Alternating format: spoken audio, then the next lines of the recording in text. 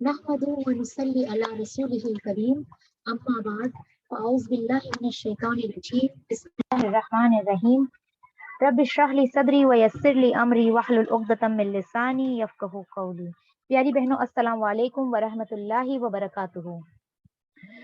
इंशाल्लाह आज जो हमारा सीरा का सेशन है उसके अंदर हम जंगे बदर के बारे में बात कर रहे थे। जो गज़वाए बदर है उसकी काफ़ी सारी डिटेल्स मैं आपको पिछले हफ्ते भी बता चुकी थी, लेकिन इसको थोड़ा डिटेल से पढ़ेंगे तो अच्छा लगेगा इंशाल्लाह। पिछले हफ्ते हमारी जो बात हुई थी उसके बारे में ये था कि किस तरह से दोनों जो फ़ौजें थी वो आमने-सामने आकर सफ़ारा हो चुकी थी और किस तरह से फिर उनका जो पहला जो मार्का था, जो 1 टू 1 लड़ाई हुई थी, वो किन लोगों में हुई और उसमें अल्हम्दुलिल्लाह मुसलमानों को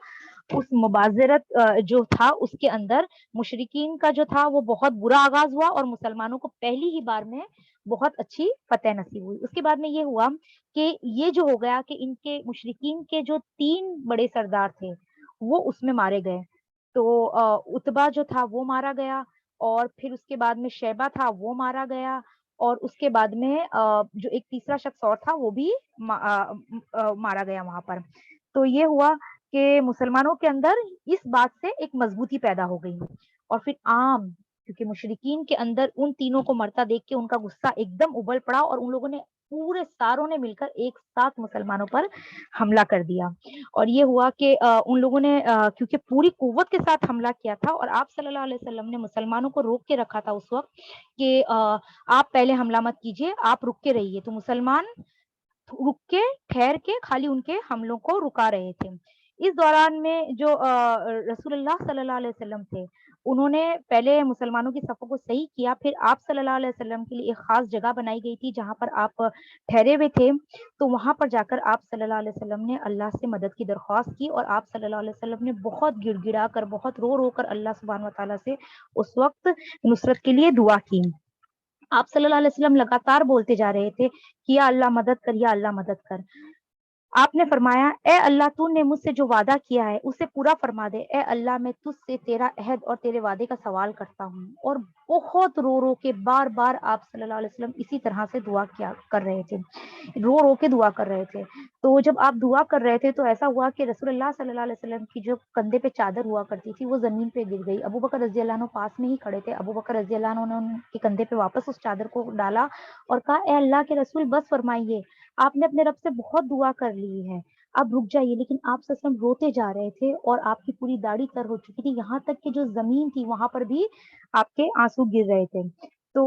इस तरह से अबू बकर रज़ी अल्लाह अन्हु तसल्ली दे रहे थे, लेकिन अचानक से आप सल्लल्लाहु अलैहि वसल्लम ने सर उठाया और कहा, खुश हो जाओ अबू बकर, अल्लाह ने हमारी मदद फरमा दी है। और फिर जो वो आयत है वो नाज़िल हुई, मैं तुम्हारे साथ हूँ, तुम अहले ईमान के कदम जुमाओ, मैं काफ़िरों के दिल में रौब डाल दूँगा। और फिर आप सल्लल्लाहु अलैहि वसल्लम ने अबू बकर रज़ी अल्लाह अन्हु से कहा कि देखो,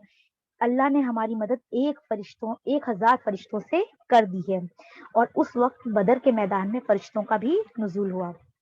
उसके बाद में आप सल्लल्लाहु अलैहि वसल्लम को एकदम एक सकीनत की तरह आप पर नाज़िल हुई, आपको एक थोड़ी-सी झपकी की तरह आई और उसके बाद में आपने सर उठाया और कहा, अबू बकर खुश हो जाओ, ये जिब्राइल हैं।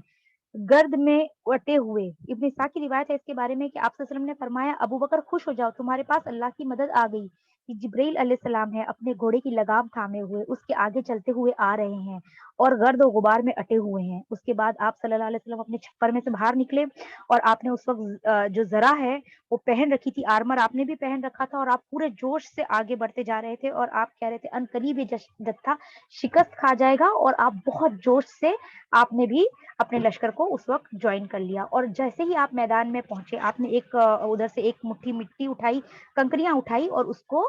कुरैश की तरफ फेंका और आपने कहा, शाहतिल वुजूह, चेहरे बिगड़ जाएँ। उसके साथ ही वो जो एक मुट्ठी कंकर फेंके थे आप सल्लल्लाहु अलैहि वसल्लम ने, रिवायात में आता है कि वो हर आदमी की आँख में मिट्टी गई। कोई भी ऐसा आदमी नहीं था जिसकी आँख और नाक में, जो कुरैश के जो लोग आए थे, जो मुशरिकीन का जो लश्कर था, उसमें से एक शख्स भी ऐसा नहीं था जिसकी आँख और नाक में वो मिट्टी नहीं गई हो। इसी के बारे में अल्लाह ताला ने कुरान में भी फरमाया, जब आपने फेंका तो दर हकीकत आपने नहीं फेंका बल्कि अल्लाह ने फेंका। उसके बाद में आप सल्लल्लाहु अलैहि वसल्लम ने मुसलमानों को वापस से جوابی حملہ کرنے کے لیے کہا۔ اس وقت آپ صلی اللہ علیہ وسلم نے اس سے پہلے انہیں روک رکھا تھا کہ آپ صرف اپنا بچاؤ کیجیے، حملہ مت کیجیے۔ اب رسول اللہ صلی اللہ علیہ وسلم جب خود میدان میں آ گئے تو آپ صلی اللہ علیہ وسلم نے فرمایا چڑھ دوڑو، اس ذات کی قسم جس کے ہاتھ میں محمد صلی اللہ علیہ وسلم کی جان ہے، ان سے جو بھی آدمی ڈٹ کر، سوار سمجھ کر، آگے بڑھ کر، پیچھے نہ ہٹ کر لڑے گا، مارا جائے گا، اللہ اسے ضرور جنت میں داخل کرے گا۔ اور آپ صلی اللہ علیہ وسلم لگاتار اس طرح سے مسلمانوں کو ترغیب دے رہے تھے، جوش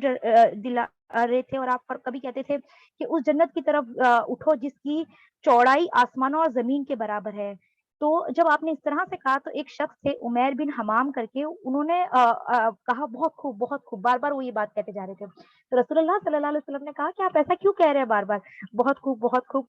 تو انہوں نے کہا نہیں، اللہ کی قسم اے اللہ کے رسول، کوئی بات نہیں سوائے اس کے کہ مجھے یہ امید ہے کہ میں اسی جنت والوں میں سے ہوں۔ تو آپ صلی اللہ علیہ وسلم نے فرمایا ہاں آپ اسی میں سے ہیں۔ تو انہوں نے اس کے بعد میں انہوں نے آپ سے یہ بات کر اور اپنے ان کے پاس کچھ کھانے کے لیے کچھ کھجوریں تھی، وہ کھانے لگے، اور پھر اچانک سے انہوں نے وہ کھجوروں کو بھی پھینک دیا، اور انہوں نے کہا کہ اگر میں یہ کھجوریں کھاؤں تو بھی میری زندگی لمبی ہو جائے گی، اور وہ اس کھجوروں کو بھی پھینک کے اور جنگ میں شامل ہو گیا، اور اسی میں وہ لڑتے لڑتے شہید بھی ہوئی۔ اسی طرح سے ایک خاتون تھی افرا، ان کے جو بیٹے تھے اوف بن حارث، انہوں نے آپ صلی اللہ علیہ وسلم سے پوچھا اے اللہ کے رسول، اللہ کو اپنے بندے کی کس بات پر اللہ اپنے بندے کی کس بات پر مسکراتا ہے؟ تو آپ نے فرمایا اس بات پر کہ بندہ خالی ہاتھ خالی جسم، یعنی کہ کوئی بھی آرمر وغیرہ پہنے بنا اپنا ہاتھ دشمن کے اندر ڈبو دے۔ یہ سن کر اوف نے اپنے بدن سے جو ان کی ذرا تھی وہ اتار کر پھینکی اور تلوار لی، اور دشمنوں سے لڑتے لڑتے وہ بھی شہید ہو گئے۔ جس وقت رسول اللہ صلی اللہ علیہ وسلم نے یہ حکم دیا تھا کہ آپ لوگ بھی واپس سے اب اٹیک کیجئے، اس وقت تک جو مشرکین تھے وہ تھک چکے تھے، کیونکہ وہ لگاتار حملے کر رہے تھے، ان کے پاس کوئی اسٹریٹجی نہیں تھی، انہوں نے لگاتار بنا سوچے سمجھے حملے کیے، اس کی وجہ سے وہ تھک چکے تھے، اور مسلمانوں میں اب بہت زیادہ جوش تھا۔ تو مسلمانوں نے بہت بری طرح سے انہیں مارا، اور بہت مطلب ایک منصوبے کے تحت ایک اسٹریٹجی کے ساتھ میں آپ صلی اللہ علیہ وسلم نے ان کی پوری صفیں بنوائی تھی، تو انہوں نے ایک پوری پلاننگ کے ساتھ میں دشمن پر حملہ کیا، اور جب انہوں نے اس طرح سے حملہ کیا تو دشمن کی پوری صفیں درہم برہم کرتے ہوئے وہ آگے بڑھ گئے، اور ان کے اندر بہت ہی زیادہ جوش تھا، کیونکہ ان کا خود کا لیڈر یعنی رسول اللہ صلی اللہ علیہ وسلم خود وہاں پر جنگ میں بھی شامل تھے۔ ایک بار ایک حدیث ہے، وہ ہے حضرت اکرمہ کی ہے، وہ کہتے ہیں کہ اس وقت ایسے حالات تھے کہ کسی کا سر کٹ کے گرتا تھا اور پتہ نہیں چلتا تھا کہ کس نے کاٹا، کسی کا ہاتھ کٹتا تھا اور پتہ نہیں چلتا تھا کہ کس نے اس کا ہاتھ کاٹا۔ تو ابن عباس کہتے ہیں کہ ایک بار ایسا ہوا کہ ایک مسلمان ایک مشرک کا پیچھا کر رہا تھا، اور اس نے جیسے ہی اپنی تلوار اٹھائی اس سے پہلے ہی ایک زور سے کوڑے کی آواز آئی، اور ایک آواز سنائی دی،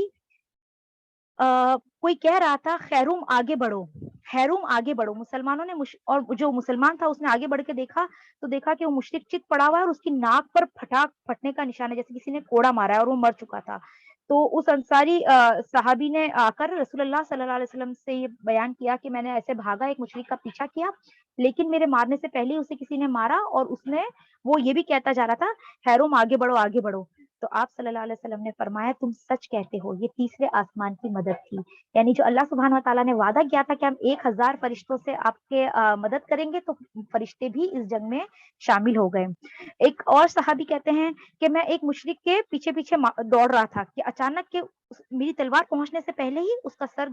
کٹ کر زمین پہ گر گیا، تو میں سمجھ گیا کہ اسے میں نے نہیں کسی اور نے قتل کیا ہے۔ ایک اور انصاری صحابی ہیں، وہ حضرت عباس رضی اللہ عنہ کو پکڑ کر لائے، اور جو بھی اگر پکڑ کر لاتا تھا اس طرح سے تو جو اس کے بعد میں اس کا جو مال غنیمت وغیرہ ہے وہ اسے دیا جاتا تھا۔ تو وہ انصاری جو صحابی تھے وہ بار بار کہہ رہے تھے کہ میں نے ان کو قید کیا، میں نے انہیں کو قید کیا، اور حضرت عباس بار بار کہہ رہے تھے کہ نہیں مجھے انہوں نے نہیں پکڑا ہے، مجھے انہوں نے قید نہیں کیا ہے، بلکہ مجھے تو اس آدمی نے قید کیا ہے جس کے سر پہ کوئی بال نہیں تھے اور وہ بہت خوبصورت تھا، اور اس کے پاس میں ایک چتکبرا گھوڑا تھا، اب میں ان لوگوں میں اس شخص کو نہیں دیکھ رہا ہوں۔ لیکن انصاری صاحب بار بار اس بات پہ انسسٹ کر رہے تھے کہ میں نے ہی پکڑا ہے۔ تو آپ صلی اللہ علیہ وسلم نے کہا خاموش رہو، اللہ نے ایک بزرگ فرشتے سے تمہاری مدد فرمائی ہے، یعنی کہ ان کو قید کرنے والے بھی ایک فرشتے ہی تھے۔ اسی طرح سے بہت سارے ایسے واقعات ہوئے جو صحابہ نے اپنی آنکھوں سے دیکھا کہ کس طرح سے اللہ سبحانہ و تعالیٰ نے ان کی مدد فرمائی۔ الحمدللہ. دیکھیے جب ایمان اس طرح کا ہوتا ہے تو پھر مدد بھی ایسے آتی ہے. آج اگر مسلمانوں کو یہ بہت بڑا کلک ہے یا ایسی ایک وہ ہے کہ اللہ ہماری مدد کیوں نہیں کرتا، کیونکہ ہمارا ایمان بھی ایسا نہیں ہے. ان لوگوں نے صرف 300 لوگ یا 300 سے کچھ اوپر لوگ، ان لوگوں نے کس طرح سے دشمن کا مقابلہ کیا، کس طرح سے وہ ڈٹ گئے سامنے، تو اللہ نے پھر ان کی اس طرح سے مدد بھی فرمائی. پھر یہ ہوا کہ میدان میں آپ کو پتا ہے کہ جو ابلیس تھا وہ خود سراقہ بن مالک کی شکل میں آیا ہوا تھا، اور اس نے جو قریش واپس ایک جتھا پلٹ کر جانا بھی چاہتا تھا، اس نے انہیں بھی جانے نہیں دیا تھا، اور بہت ان کو ورگلا کر بہت اکسا کر اس نے اس جنگ کی شروعات کروائی تھی. جب اس نے دیکھا کہ فرشتے بھی آ گئے ہیں اور اس طرح سے، کیونکہ ابلیس نے تو فرشتوں کو دیکھا اور وہ سمجھ گیا کہ اللہ کی مدد آ گئی ہے، تو اس نے کیا کیا، وہ وہاں سے بھاگنے لگا. اور جب اس نے بھاگنے لگا تو حارث بن ہشام جو تھا اس نے اس کو پکڑ لیا، اور اس نے یہ سمجھا کہ یہ تو سراقہ ہی ہے نا، یہی ہم کو یہاں تک لے کر آیا ہے. تو اس نے کہا کہ تم ہم کو چھوڑ کر کہاں بھاگ رہے ہو. تو ابلیس نے اس کے سینے پہ بہت زور سے مکہ مارا اور نکل کر بھاگ گیا. تو جو مشرکین تھے، باقی مشرکین تھے، اس نے کہا ارے سراقہ کہاں جا رہے ہو، کہاں جا رہے ہو، کہاں بھاگ رہے ہو، تم نے تو کہا تھا نا کہ ہم جب تک اس جنگ کو جیت نہیں جائیں تو ایک دوسرے سے جدا نہیں ہوگے. تو ابلیس نے کہا تم وہ چیز نہیں دیکھ رہے جو مجھے دیکھ رہے ہو، مجھے اللہ سے بڑا ڈر لگتا ہے اور میں اللہ کی سزا سے بہت ڈرتا ہوں. دیکھیے یہ سارا کام کروانے والا جو تھا وہ ابلیس ہی تھا نا. ابلیس نے ہی انہیں اکسا کر، جب دارالندوا میں پہلی میٹنگ ہوئی تھی، آپ صلی اللہ علیہ وسلم کو قتل کرنے کا وہ منصوبہ بنا رہے تھے، وہ خود بنفس نفیس آ کر ان لوگوں کو اس نے بھڑکایا تھا اور یہ سب کیا تھا. اس کے بعد میں جب موقع یہاں تک آ گیا کہ اللہ کی مدد آ گئی، تو سب سے پہلے بھاگنے والا کون تھا، یہ ابلیس ہی تھا. اور پھر وہ بھاگ کے اور سمندر میں کود گیا. اب یہ ہوا کہ جو مشرکین تھی ان کی صفوں میں ایک دم ہنگامہ مچ گیا، اور ایسا ہوا کہ تھوڑی دیر میں ان کو یہ اندازہ ہو گیا کہ ہم یہ جنگ ہار چکے ہیں. ابھی بہت زیادہ ایسا نہیں ہوا تھا کہ دیر نہیں ہوئی تھی، اور ان کو یہ اندازہ ہو گیا کہ اب ہم ان کے سامنے ٹکنے والے نہیں ہیں. اور مسلمان لگاتار جوش کے ساتھ میں، جب مسلمانوں کو لگنے لگا کہ ہاں ہم ان لوگوں کا مقابلہ کر سکتے ہیں، ہماری تعداد اور یہ سب کچھ اتنا میٹر نہیں کرتی ہے، تو ان میں بھی ایک مضبوطی آئی اور انہوں نے بہت زبردست حملہ کرنے لگے وہ لوگ. اور یہ جب اس طرح سے مسلمان حملہ کرنے لگے اور سارے جو مشرکین تھے وہ واپس بھاگنے لگے، تو اس میں جو ابو جہل تھا، یہ شخص بھی کون ہے، ایک تو سراقہ ہے جو لے کر آیا ہے، اور دوسرا یہ ابلیس ہے. یہ جس کے بارے میں آپ صلی اللہ علیہ وسلم نے فرمایا کہ میری امت کا فرعون ابو جہل تھا. تو ابو جہل جو ہے اس نے کیا کیا، اس وقت اس نے کیا کیا کہ جب اس نے دیکھا کہ سارے لوگ پلٹ پلٹ کر بھاگ رہے ہیں اور ہماری صفیں پوری درہم برہم ہو چکی ہے اور اس طرح سے ہو رہا ہے، تو وہ ایک بار اس نے واپس سے اسٹینڈ لیا، واپس سے ساری ترتیب دی، اور اس نے اپنے لشکر کو واپس سے ایک جگہ جمع کر کے اور زور زور سے کرنے لگا. دیکھیے جنگ میں کیا ہوتا ہے، ایک تو یہ ہوتا ہے کہ ایک لوگ لڑ رہے ہیں اور ایک لوگ صرف موٹیویٹ کر رہے ہوتے ہیں اس بات کے لیے کہ آپ کو یہ جنگ کرنی چاہیے. پہلے زمانے میں بھی ایسا ہوتا تھا اور آج بھی ایسا ہوتا ہے کہ ایندھن تو کوئی اور ہے جنگ کا، لیکن کچھ اکسانے والے لوگ ہوتے ہیں. اس میں سے یہ شخص تھا، اس نے کیا کیا کہ اس نے اپنے لشکر کو للکارا اور کہا دیکھو سراقہ نے اگر بھاگ گیا ہے تو تمہیں ڈرنے کی بات نہیں ہے، کیونکہ اس نے کیا تھا، سراقہ نے اس نے پہلے ہی رسول اللہ صلی اللہ علیہ وسلم سے ساز باز کر لی تھی، اس لیے وہ بھاگا ہے. اور جو اتبا شیبہ اور ولید جو مارے گئے ہیں، اس سے بھی تمہیں گھبرانے کی بات نہیں ہے، ان کے قتل کی وجہ سے بھی تم کو گھبرانے کی بات نہیں ہے، کیونکہ ان لوگوں نے جلد بازی سے کام لیا تھا، انہوں نے صحیح سے پلان نہیں کیا تھا اس کو. اور جو میں لات اور عزا کی قسم کھا کے کہتا ہوں، میں واپس نہیں جاؤں گا یہاں تک کہ ان کو پکڑ کر نہیں لے کے جاؤں. دیکھیے تکبر کس قسم کا اس شخص کا تکبر ہے، وہ اپنے سامنے ساری چیزیں دیکھ رہا ہے، اسے سب کچھ نظر آ رہا ہے، لیکن اس کا تکبر اتنا زیادہ ہے کہ اس نے کہا کہ میں جب تک کہ ان لوگوں کو پکڑ کر نہیں لے کر جاؤں گا اور ان کو اچھی طرح سے سبق نہیں سکھا دوں گا، تب تک کہ میں اس میدان میں سے پلٹ کر جانے والا نہیں ہوں. لیکن تھوڑی ہی دیر میں جب اس نے دیکھا کہ کس طرح سے مسلمان حملہ کر رہے ہیں اور ابو جہل بھی اگر بتا رہا ہے، لیکن مسلمان لگاتار آگے بڑھتے ہی آ رہے ہیں، تو ابو جہل کو بھی پیچھے ہٹنا پڑا. یہاں تک کہ جو اس کے پرسنل سپاہی وغیرہ تھے، ان لوگوں نے چاروں طرف سے اس کو گھیر لیا اور مسلمانوں کو آگے بڑھنے نہیں دے رہے تھے. یعنی کہ وہ لوگ لگاتار اس کے لیے لڑ رہے تھے اور بہت جم کر اس کے لیے لڑ رہے تھے. اب ہوا کیا کہ اس کے بارے میں ایک عبد الرحمان بن عوف رضی اللہ عنہ کا بیان ہے کہ جب جنگ بدر بہت زبردست طریقے سے چل رہی تھی، اور ایسا تھا کہ میں لوگوں کی صفیں صحیح کروا رہا تھا، تو میں نے دیکھا کہ میرے آس پاس میں 2 نوجوان لڑکے، روایات میں آتا ہے کہ بہت ینگ ایج کے، جیسے کہ آپ سمجھیے ایک دم ٹین ایجر جو ہوتے ہیں نا، اس ایج کے 2 بچے آ کر میرے پاس کھڑے ہو گئے، اور میں ان دونوں کو دیکھ کے بہت حیران ہوا، اور ان میں سے ایک بچے نے مجھ سے پوچھا، چچا جان مجھے بتائیے کہ ابو جہل کون ہے؟ تو میں نے کہا بھتیجے تم اس کا کیا کرو گے؟ تو اس بچے نے کہا مجھے بتایا گیا ہے کہ وہ آپ صلی اللہ علیہ وسلم کو بہت بری طرح سے باتیں بولتا ہے آپ کے بارے میں، اور آپ کو بہت غلط غلط باتیں بولتا ہے۔ اس ذات کی قسم جس کے ہاتھ میں میری جان ہے، اگر میں نے اس کو دیکھ لیا تو میرا وجود اس وقت تک اس سے الگ نہ ہوگا جب تک کہ میں اسے مار نہ دوں یا مر نہیں جاؤں۔ تو کہتے ہیں کہ مجھے بہت تعجب ہوا کہ اتنا مطلب اس بچے کو کیا جنگ کا تجربہ ہوگا نا، لیکن اس کا جذبہ۔ تو وہ کہتے ہیں کہ جتنی دیر میں اسے بتاتا، اس سے پہلے مجھے دوسرا جو بچہ تھا اس نے مجھے اپنی طرف کہا، اور اس نے مجھے کہا کہ بتائیے کون ہے؟ تو میں نے ان لوگوں کو بتایا کہ جو یہ سامنے جو لوگوں کے بیچ میں ہے اور جو اس کو سب پروٹیکٹ کر رہے ہیں ان تلواروں کے بیچ میں، یہ ابو جہل ہے۔ تم دیکھتے نہیں ہو کہ یہ کس طرح سے اس کے آس پاس لوگوں نے وہ بنا رکھا ہے۔ میری یہ بات سنتے ہی وہ دونوں بچے اپنی اپنی تلواریں لے کر اس کی طرف بڑھے، جبکہ جب وہ دونوں مطلب اس کی طرف بھاگے، اور ان لوگوں نے ابو جہل کو قتل کر دیا۔ ابو جہل کس طرح سے قتل ہوا یہ میں آپ کو بعد میں بتاؤں گی، لیکن پہلے اس بات کو ختم کر لوں کہ وہ بچے کس طرح سے تھے۔ پھر وہ جب انہوں نے ابو جہل کو قتل کر دیا تو وہ رسول اللہ صلی اللہ علیہ وسلم کے پاس آئے، اور وہ دونوں اس بات پہ بحث کر رہے تھے کہ میں نے ابو جہل کو مارا ہے اور میں نے ابو جہل کو مارا ہے۔ تو آپ صلی اللہ علیہ وسلم نے فرمایا کیا تم اپنی تلواریں صاف کر چکے ہو؟ تو انہوں نے کہا نہیں، دونوں نہیں ابھی نہیں صاف کی ہے۔ تو آپ صلی اللہ علیہ وسلم نے دونوں کی تلواریں دیکھی اور آپ نے فرمایا تم دونوں نے ہی قتل کیا ہے۔ البتہ جو ابو جہل کا جو سامان تھا، جیسے میں نے آپ کو بتایا کہ جو جس کو مارتا تھا تو اس کا مال غنیمت جو اس کا بچا ہوا سامان ہوتا تھا وہ اس کو ملتا تھا۔ تو آپ صلی اللہ علیہ وسلم نے ابو جہل کا جو سامان تھا وہ معاذ، یہ دونوں جو بچے تھے ایک کا نام تھا معاذ اور ایک کا نام تھا ایک کا نام معاذ تھا اور ایک کا نام معوذ تھا۔ تو یہ دونوں بچے تھے، تو ان دونوں میں سے جو حضرت معاذ تھے ان کو، معاذ بن جموح جو تھے ان کو ابو جہل کا سامان دیا گیا۔ اب ایک جو کہتے ہیں اور اب جو معاذ رضی اللہ عنہ ہے وہ خود ایک روایت بیان کرتے ہیں، وہ کہتے ہیں کہ جب میں نے دیکھا کہ ابو جہل آپ صلی اللہ علیہ وسلم کے بارے میں بہت برا برا بولتا ہے، اور آپ صلی اللہ علیہ وسلم کو بہت برا بھلا کہتا ہے، تو میں نے سوچ لیا کہ میں ابو جہل کو مار کے رہوں گا۔ تو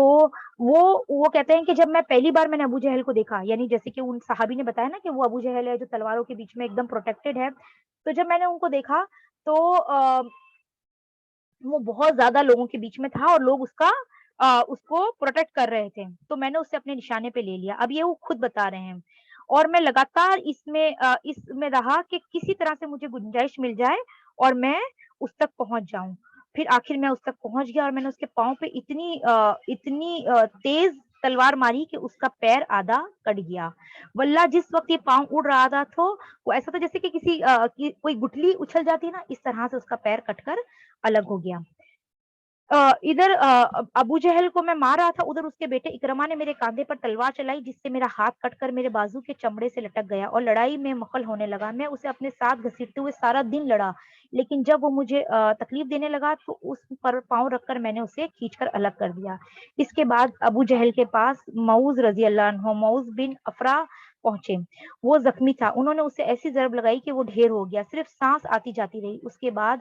معوذ بن افرا خود بھی لڑتے لڑتے شہید ہو گئے۔ جب یہ پوری جنگ جو تھی وہ پوری ختم ہو گئی اور سارے مشرکین جو تھے وہ تتر بتر ہو کر بھاگنے لگے، تب آپ صلی اللہ علیہ وسلم نے فرمایا کہ کوئی ہے جو جا کر دیکھے کہ ابو جہل کہاں ہے، ابو جہل کا کیا انجام ہوا ہے۔ تو اس پر صحابہ سارے ان کو ڈھونڈنے کے لیے نکلے۔ تو حضرت ابن مسعود تھے، عبداللہ بن مسعود تھے، وہ وہ آخرکار ابو جہل تک پہنچ گئے، یعنی جب اس کی سانس آ جا رہی تھی، جب اس کو معوذ بن افرا نے مارا تھا تو اس وقت پہنچے عبداللہ بن مسعود جبکہ اس کی سانس آ جا رہی تھی اور وہ اس حالت میں تھا کہ تھوڑا بہت بات کر سکتا تھا۔ تو انہوں نے اس کی گردن پہ پیر رکھا اور اس کو مطلب اس کا سر کاٹنے ہی والی تھے، تو لیکن اس نے کہا رکو مجھے اس عبداللہ بن مسعود نے کہا کہ دیکھو اللہ نے تمہیں کس طرح سے ذلیل کیا ہے کہ آج میں تمہارا سر کاٹ رہا ہوں۔ تب بھی یہ جو طاغوت تھا، یہ جو ابو جہل تھا، یہ اتنا سرکش آدمی تھا کہ اس نے کہا کہ اللہ مجھے کیوں، میں کیوں رسوا ہو رہا ہوں؟ بس مجھے اس بات کا افسوس ہے کہ مجھے کسی بڑے آدمی نے قتل نہیں کیا، بلکہ مجھے ایک چرواہا جو ہے وہ مجھے مارنے والا ہے۔ کاش مجھے کسانوں کی بجائے کسی اور نے قتل کیا ہوتا۔ دیکھیے اس کا تکبر ابھی بھی اپنی جگہ پر ہے، ابھی بھی یہ کہہ رہا ہے کہ مجھے مر رہا ہوں کوئی بات نہیں، لیکن مجھے مارنے والا کوئی بہت ایسی پرسنالٹی ہونی چاہیے تھی جس کا بہت نام ہو۔ اس کے بعد اس نے پوچھا کہ مجھے بتاؤ آج فتح کس کی ہوئی؟ تو حضرت عبداللہ بن مسعود نے فرمایا اللہ اور اس کے رسول کی۔ اس کے بعد حضرت عبداللہ بن مسعود نے جو اس کی گردن پر پاؤں رکھ چکے تھے وہ کہنے لگا، اور اے بکری کے چرواہے، تو اونچی اور مشکل جگہ پر چڑھ گیا ہے، یعنی اس نے اور عبداللہ بن مسعود کو تیز کیا۔ تو عبداللہ بن مسعود نے اور عبداللہ بن مسعود تو آپ کو پتا ہے نا کہ بکریاں چرایا کرتے تھے مکہ میں۔ تو عبداللہ بن مسعود نے جب وہ اس طرح کی باتیں کر رہے تھے تو عبداللہ بن مسعود کو اور غصہ آ گیا اور انہوں نے اس کا سر الگ کر دیا اور وہ رسول اللہ صلی اللہ علیہ وسلم کے پاس آئے۔ تو آپ صلی اللہ علیہ وسلم آ کر آپ صلی اللہ علیہ وسلم سے کہا کہ یہ رہا ابو جہل کا سر۔ تو آپ نے 3 بار فرمایا واقعی اس اللہ کی قسم جس کے سوا کوئی معبود نہیں۔ اس کے بعد میں فرمایا اللہ اکبر اللہ اکبر الحمدللہ الذی صدق وعدہ ونصرہ عبدہ وہزم الاحزاب وحدہ۔ اللہ اکبر، تمام حمد اللہ کے لیے ہے جس نے اپنا وعدہ سچا کر دکھایا، اپنے بندے کی مدد فرمائی اور تنہا سارے گروہوں پر غالب ہو گیا۔ پھر فرمایا چلو مجھے اس کی لاش دکھاؤ۔ ہم نے آپ کو لے جا کر لاش دکھائی، آپ نے فرمایا یہ اس امت کا فرعون تھا۔ اس کے بعد میں یہ تو تھا کہ جو مشرکین تھے اور جو کافر تھے ان کا کیا حال تھا، اور یہ وہ بات تھی۔ اب کیا ہوا کہ بہت سارے جو لوگ تھے وہ شہید بھی ہوئے، مسلمانوں کا بھی جانی نقصان تو ہوا ہی ہے۔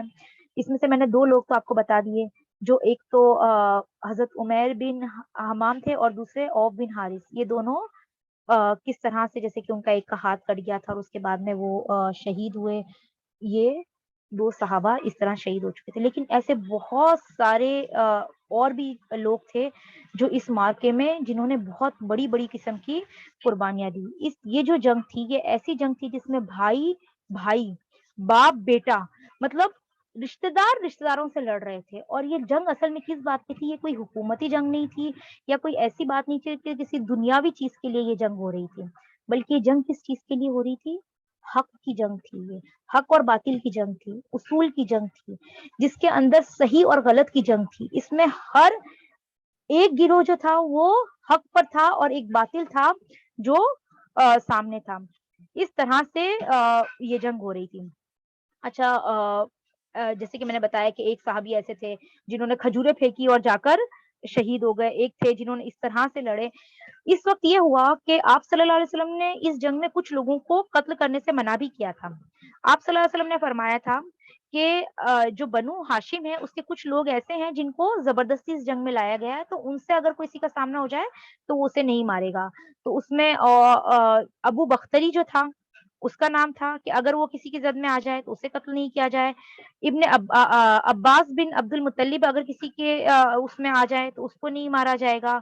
اور اس طرح سے کچھ لوگوں کے نام بتایا آپ صلی اللہ علیہ وسلم نے کہ ان کو نہیں ماریں گے۔ تو اس پر جو اتبا تھا، ان کے جو بیٹے تھے صحابی تھے حضرت ابو حذیفہ رضی اللہ عنہ جو تھے، انہوں نے کہا کہ اگر میں اپنے باپ کو ماروں، بھائی کو ماروں اور اپنے لوگوں کو قتل کروں، لیکن اگر عباس آ جائیں تو میں ان کو نہیں چھوڑوں، ان کو چھوڑ دوں؟ خدا کی قسم اگر عباس میرے سامنے آ گئے تو میں ان کو تو ضرور مار دوں گا۔ جب یہ خبر رسول اللہ صلی اللہ علیہ وسلم کے پاس پہنچی اس وقت عمر رضی اللہ عنہ بھی آپ صلی اللہ علیہ وسلم کے ساتھ میں تھے۔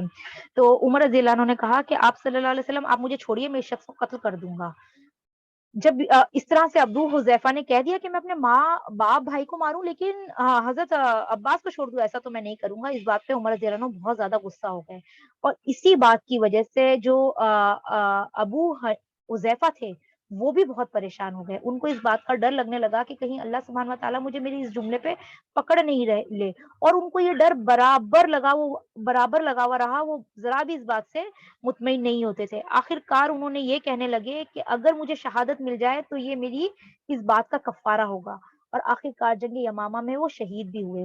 پھر جو ابو بختری تھا جس کو آپ صلی اللہ علیہ وسلم نے کہا تھا کہ اسے قتل نہیں کیا جائے گا، اس کی وجہ یہ تھی، دیکھیے آپ نے تھوڑے ہی سیشنز پہلے سنا تھا کہ یہ جو شخص تھا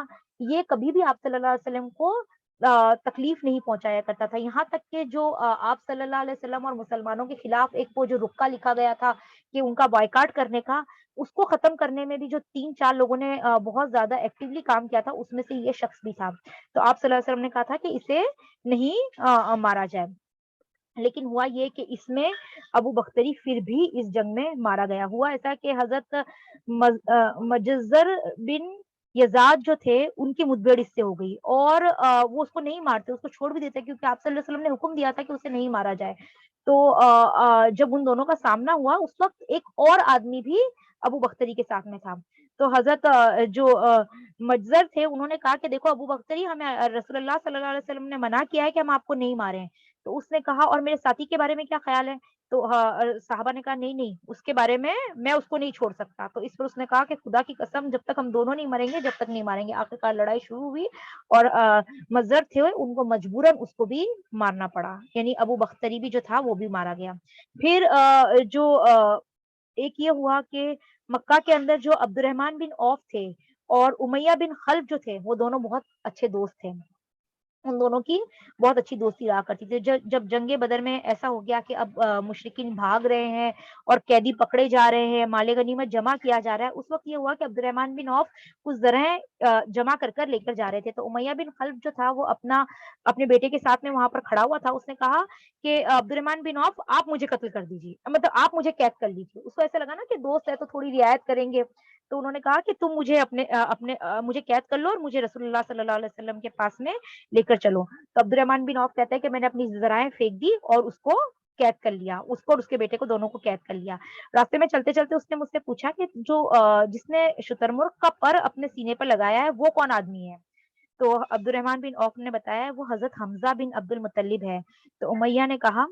کہ اس شخص نے ہمارے اندر بہت تباہی مچائی تھی، یعنی ہمارے میں سے بہت سارے لوگوں کو اس آدمی نے مارا ہے. یہ باتیں کرتے ہوئے دونوں جن جا رہے تھے کہ اچانک حضرت بلال جو ہیں انہوں نے امیہ کو دیکھ لیا. یہ جو پوری روایت ہے یہ عبد الرحمن بن عوف خود راوی ہے اس روایت کے. وہ کہتے ہیں کہ جب بلال رضی اللہ عنہ نے دیکھ لیا تو، اور آپ کو پتا ہے نا کہ امیہ بن خلف جو تھا وہ حضرت بلال رضی اللہ عنہ کا مالک تھا. اس نے بلال رضی اللہ عنہ کو بہت تکلیف دی ہے، بہت ٹارچر کیا کرتا تھا وہ حضرت بلال رضی اللہ عنہ کو. تو جب حضرت بلال رضی اللہ عنہ نے دیکھا تو کہا کہ ارے کفار کے سرگنا، یہ تو امیہ بن خلف ہے، اب تو یا یہ بچے گا یا تو میں بچوں گا، میں اس کو مار کے رہوں گا. تو عبد الرحمن بن عوف نے کہا دیکھو یہ میرا قیدی ہے، تم اس کی طرف مت آؤ. لیکن انہوں نے کہا کہ نہیں، یا تو میں رہوں گا یا تو یہ رہے گا، میں اس کو آج چھوڑوں گا نہیں. اور انہوں نے کیا کیا کہ صرف خود نے ہی حملہ نہیں کیا بلکہ جو انصار والے لوگ تھے ان کو بھی آواز دے لی اور ان کو بھی پکار پکار کر کہنے لگا کہ یہ امیہ بن خلف ہے، یہ بہت بڑا رسول اللہ صلی اللہ علیہ وسلم کا دشمن ہے. اور انصار نے بھی آ کر اس پر حملہ کر دیا. عبد الرحمن بن عوف نے کہتے ہیں کہ سارے لوگوں نے ہمیں چاروں طرف سے گھیر لیا اور میں لگاتار ان کو بچا رہا تھا، یعنی امیہ کو اور اس کے بیٹے کو بچا رہا تھا، اور لگاتار میں ان لوگوں کو وہاں سے ہٹانے کی کوشش کر رہا تھا لیکن وہ لوگ میری بات سن ہی نہیں رہے تھے. یہاں تک کہ ان لوگوں نے امیہ کو اپنی تلواروں سے کاٹ دیا. ایک اور روایت میں آتا ہے کہ عبد الرحمن بن عوف نے امیہ بن خلف سے کہا تم نیچے بیٹھ جاؤ، اور وہ اس کے اوپر لیٹ گئے پورا کہ اسے کسی طرح سے بچا لیں. لیکن لوگوں نے نیچے سے تلواریں مار مار کر اس کو جان سے مار دیا. اس لڑائی کے اندر عبد الرحمن بن عوف بھی گھائل ہو گئے بہت سارا. تو عبد الرحمن بن عوف کہتے ہیں کہ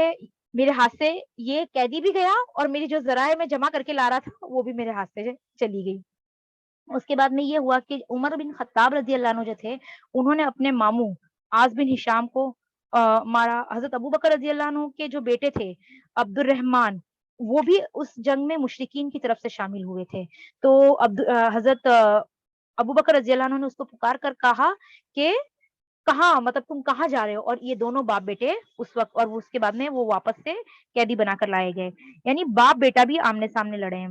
اس وقت جب آپ صلی اللہ علیہ وسلم نے لوگوں سے کہا کہ ہاں مشرکین کی گرفتاریاں کرو اور مسلمان بھاگ بھاگ کر مشرکین کو گرفتار کر رہے تھے، اس وقت حضرت سعد بن معاذ جو رسول اللہ صلی اللہ علیہ وسلم کے گارڈ تھے وہ وہاں پر کھڑے ہوئے سارا منظر دیکھ رہے تھے. میں نے آپ لوگوں کو بتایا تھا کہ جنگ بدر میں تھوڑا اونچا ایک جگہ تھی جہاں پر آپ صلی اللہ علیہ وسلم کے لیے ایک ٹینٹ باندھا گیا تھا اور آپ صلی اللہ علیہ وسلم پورے میدان کو دیکھ رہے تھے. تو اس وقت حضرت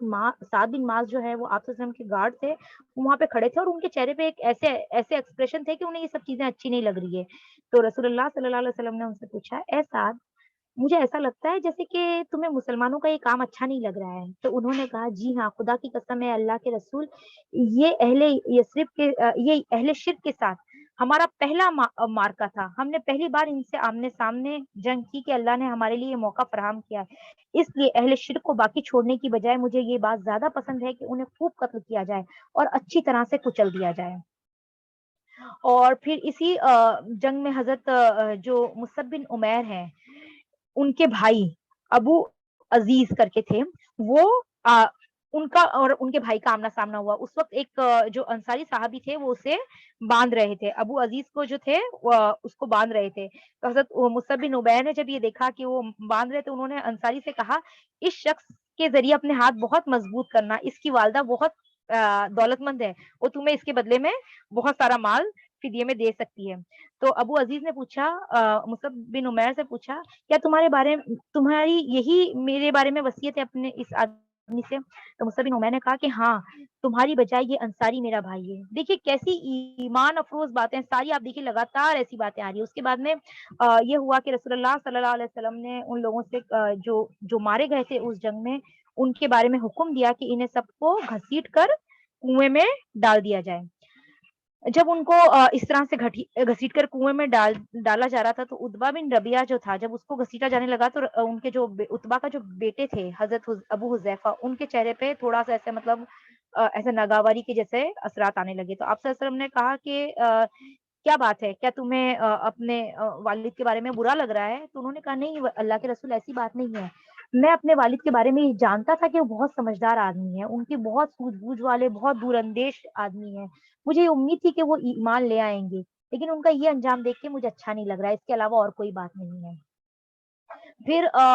یہ جو اس طرح سے جو مقتولین تھے ان کو کنویں میں ڈال دیا گیا، جو قیدی تھے انہیں قید کر لیا گیا، اور باقی لوگ کچھ نکل کر بھاگ بھی گئے، اور اس طرح سے یہ مارکا جو تھا وہ ختم ہو گیا۔ اس کے اندر مسلمان بھی کچھ شہید ہوئے، جس میں سے تقریباً 14 مسلمان شہید ہو گئے تھے، اور لیکن مشرکین کو اس میں بہت زیادہ بھاری نقصان ہوا۔ ان کے 70 لوگ مارے گئے اور 70 لوگ قیدی بنائے گئے، اور یہ جو 70 لوگ قیدی بنائے گئے وہ بھی عام لوگ نہیں تھے، بلکہ ان کے بڑے بڑے لوگ تھے، اور جو مارے جانے والے لوگ تھے وہ بھی بہت ایسے نام تھے جس کی وجہ سے مکہ کو بہت بڑا نقصان ہو گیا۔ اب آپ صلی اللہ علیہ وسلم جو مرنے والے لوگ تھے ان کے پاس میں کھڑے ہو کر آپ صلی اللہ علیہ وسلم نے فرمایا، تم کیسے لوگ تھے، کیسے رشتہ دار تھے، تم نے مجھے جھٹلایا جبکہ دوسروں نے میری تصدیق کی، تم نے مجھے بے یار و مددگار چھوڑا جبکہ دوسروں نے میری تائید کی، تم نے مجھے نکالا جبکہ اوروں نے مجھے پناہ دی۔ اس کے بعد میں آپ صلی اللہ علیہ وسلم نے کہا کہ یہ سب کو کنویں میں ڈال دو۔ اور آپ صلی اللہ علیہ وسلم کا ایک طریقہ یہ تھا کہ آپ جب بھی کوئی غزوہ کرتے تھے اور اس کے بعد میں فتح کے بعد میں 3 دن تک اس میدان میں رکا کرتے تھے، تو آپ صلی اللہ علیہ وسلم نے 3 دن تک بدر کے میدان میں قیام فرمایا۔ اب قریش کے جو سردار تھے ان کو اس میں ڈال دیا گیا۔ جب تیسرا دن آیا تو آپ صلی اللہ علیہ وسلم کی سواری تیار کی گئی، اور آپ صلی اللہ علیہ وسلم پیدل چلتے چلتے اس کنویں تک آئے، اور آپ صلی اللہ علیہ وسلم اس کی کنویں کی جو منڈیر ہوتی ہے اس پہ کھڑے ہوئے، اور آپ نے ایک ایک آدمی کا نام لے لے کر پکارنے لگے، کنویں کے اندر ایک ایک آدمی کا نام لے کے پکارنے لگے۔ کیا کہا؟ اے فلاں بن فلاں اور اے فلاں بن فلاں، کیا تمہیں یہ بات خوش آتی ہے کہ تم نے اللہ اور اس کے رسول کی اطاعت کی ہوتی، کیونکہ ہم نے ہمارے رب کے وعدے کو سچا پایا، کیا تم نے بھی اپنے رب کے وعدے کو سچا پایا؟ حضرت عمر رضی اللہ عنہ پاس ہی کھڑے تھے، تو انہوں نے کہا یا رسول اللہ صلی اللہ علیہ وسلم، آپ کس سے باتیں کریں، یہ خالی جسم ہے، ان میں روحیں نہیں ہیں، یہ آپ کی بات نہیں سن سکتے۔ تو آپ صلی اللہ علیہ وسلم نے فرمایا، اس ذات کی قسم جس کے ہاتھ میں محمد صلی اللہ علیہ وسلم کی جان ہے، جو کچھ میں کہہ رہا ہوں اسے تم لوگوں سے کہیں زیادہ یہ لوگ سن رہے ہیں۔ اور ایک اور روایت میں آتا ہے کہ لوگ اس سے زیادہ سننے والے نہیں ہیں، یہ لوگ جواب نہیں دے سکتے، بس مطلب سن تو رہے ہیں لیکن جواب نہیں دے سکتے۔ پھر جب یہ خبر مکہ میں پہنچی ہے اس وقت تو بہت ہی برا ایک دم مکہ والوں پہ تو ایک بہت ہی جیسے پہاڑ ٹوٹ پڑا۔ ابن اسحاق کہتے ہیں اس کے بارے میں کہ جو شخص پہلی بار یہ خبر لے کر مکہ میں گھسا ہے اس کا نام تھا حسمان بن عبداللہ خزامی۔ یہ شخص آیا اور اس نے آ کر زور زور سے کہنے لگا، اس نے کہا، عتبہ بن ربیعہ، شیبہ بن ربیعہ، ابو الحکم بن ہشام، امیہ بن خلف، اور مزید کچھ سرداروں کے نام لے کر کہا یہ سب قتل کر دیے گئے، یہ سب مطلب مار دیے گئے ہیں، اور اس نے بہت سارے مقتولین جو اس میں بہت بڑے بڑے نام تھے مکہ میں، ان سب لوگوں کے نام لے لے کے بتانے لگا کہ یہ سارے لوگ مارے گئے ہیں۔ اس وقت صفوان بن امیہ جو ہے، امیہ بن خلف کے بیٹا تھا یہ بھی حتیم میں بیٹھا ہوا تھا، تو اس نے کہا یہ لگتا ہے پاگل ہو گیا ہے کہ اس طرح کی باتیں کہہ رہا ہے، تو اس نے لوگوں سے کہا جا کے پوچھو کہ صفوان بن امیہ کہاں پر ہے، تو تب پتا چل جائے گا کہ یہ بالکل ہی پاگل ہو گیا ہے۔ تو ان لوگوں نے اس سے جا کر پوچھا، تو اس نے کہا خدا کی قسم میں ہوش میں ہوں، تمہارے سامنے یہ حتیم میں بیٹھا ہے صفوان بن امیہ، اور لیکن اس کے باپ اور اس کے بھائی کو میں نے خود قتل ہوتے ہوئے دیکھا ہے۔ پھر ایک اور جو صحابی ہیں جو ایمان لا چکے تھے لیکن انہوں نے ابھی تک ہجرت نہیں کر پائے تھے، یہ ابو رافع تھے۔ ان کے بارے میں کیا آتا ہے کہ یہ حضرت عباس رضی اللہ عنہ کے غلام تھے، اور اس وقت حضرت عباس رضی اللہ عنہ بھی مسلمان ہو چکے تھے لیکن انہوں نے بھی ہجرت نہیں کی تھی، اور ام الفضل جو تھی وہ بھی مسلمان ہو چکی تھی، یعنی یہ جو پورا گھرانہ تھا یہ مسلمان ہو چکا تھا، لیکن ابھی تک ان لوگوں نے ڈکلیئر نہیں کیا تھا، اپنا ایمان چھپا کے رکھا تھا۔ وہ کہتے ہیں کہ جب مکہ میں یہ خبر پہنچی کہ اس طرح سے یہ لوگ پوری جو یہ جنگ تھی یہ ہار چکے ہیں، تو ابو لہب جو تھا وہ بدر میں شریک نہیں ہوا تھا۔ آپ لوگوں کو پتا ہے نا، ابو لہب جو تھا وہ خالی پیچھے بیٹھ بیٹھ کے باتیں کرنے والا آدمی تھا، تو وہ جنگ بدر میں شامل نہیں ہوا تھا۔ لیکن جیسے ہی بدر میں ان لوگوں کی شکست کی خبر ان تک پہنچی ہے، تو ابو لہب کا ایک دم شکل ایک دم جیسے بولتے ہیں نا کالک اس کے اوپر آ گئی، اور وہ کہتے ہیں کہ میں اس وقت بہت مطلب غلام ٹائپ کے آدمی، غلام تھے یہ، اصل میں ابو رافع جو تھے یہ غلام تھے، اور یہ کیا کرتے تھے تیر بنایا کرتے تھے، زمزم کا جو کنواں تھا جس کے لیے جو ان لوگوں نے ایک ایسے حجرا جیسا بنا رکھا تھا، وہ وہاں پر بیٹھ کر تیر چھیلا کرتے تھے۔ وہ کہتے ہیں کہ میں وہاں پر ام الخیر اور میں بیٹھ کر تیر چھیل رہے تھے، اور اس وقت ہمارے پاس ہی مطلب وہ آ کر باہر اس ٹینٹ کے باہر آ کر ابو لہب بیٹھ گیا، اور وہ بہت مطلب بہت ایسے مطلب ایک دم ٹوٹا ہوا بکھرا ہوا بہت پریشان نظر آتا تھا، میری اس کی پیٹھ ہماری طرف تھی۔ جب یہ خبر آئی تو اس نے پوچھا، یہ سفیان بن حارث ان کے پاس سے، ابو سفیان اس کے پاس سے گزرے، تو انہوں نے کہا، ابو لہب نے کہا میرے پاس آؤ، میری عمر کی قسم تمہارے پاس کیا خبر ہے؟ وہ ابو لہب کے پاس بیٹھ گئے اور انہوں نے کہنے لگے، بتائے بھتیجے بتاؤ لوگوں کا کیا حال ہے؟ اس نے کہا کچھ نہیں، بس لوگوں سے ایسے لوگوں سے مدبھیڑ ہوئی، ہماری ایسے لوگوں سے مدبھیڑ ہوئی جن کو صرف ہم نے اپنے کندھے دے دیے، یعنی جن کے سامنے ہم نے اپنے سر پیش کر دیے، وہ جیسے چاہتے تھے ہمیں قتل کرتے تھے، جیسے چاہتے تھے قید کرتے تھے، خدا کی قسم اس کے باوجود لوگوں کی ملامت، میں ان لوگوں کی ملامت نہیں کر سکتا،